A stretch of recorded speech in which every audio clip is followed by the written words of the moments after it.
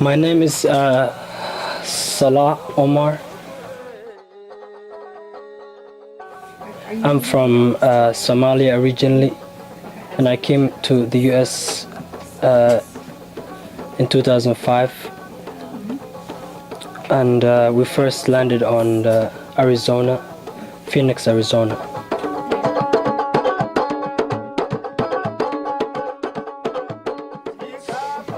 Well, it took like a long moving, from state to state kind of thing.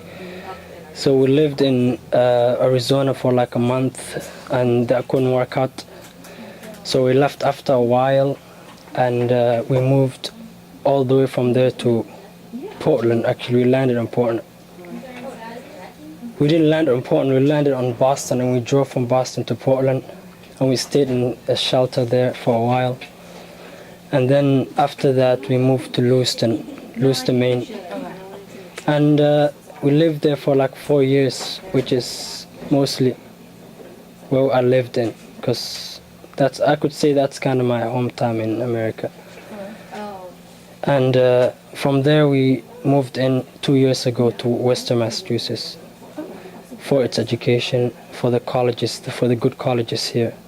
My parents, that's why they moved here to Western Massachusetts, because the education here is said to be very good. Yeah, so ACE was founded in 2006 as a response to the increased immigration of Africans to Worcester.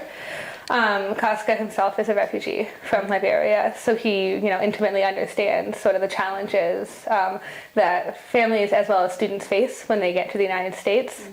So many of our kids come to the United States with limited education. So that means either they attended school in a refugee camp, which is, there's like classes of 80 kids, and like not a lot of supplies.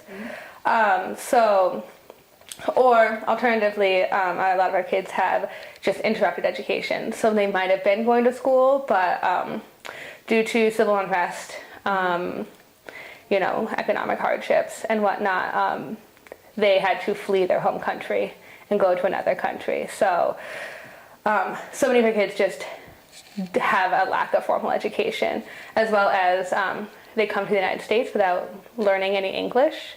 So by the time they get to with public schools, you have a situation where you have a kid who maybe is 14, can't read, write, or speak English, and then they have to be placed into 8th grade and try to graduate high school in 5 years. So ACE is sort of a response to that need. So we're able to offer after-school tutoring as well as the Saturday program to sort of help fill in the gaps of their formal education. All right, recording. So I just wanted to ask you a couple of questions, or kind of just get your perspective on some of the difficulties that ACE is currently facing, whether they be financial, the marketing division, or just like the amount of volunteers that ACE currently is getting. Very sure. So ACE is growing very rapidly, and I think we had a discussion with some of our staff and board members where they said, we're experiencing growing pains, which is exciting because we're growing, but at the same time it's painful because there's a lot of new challenges we have to face.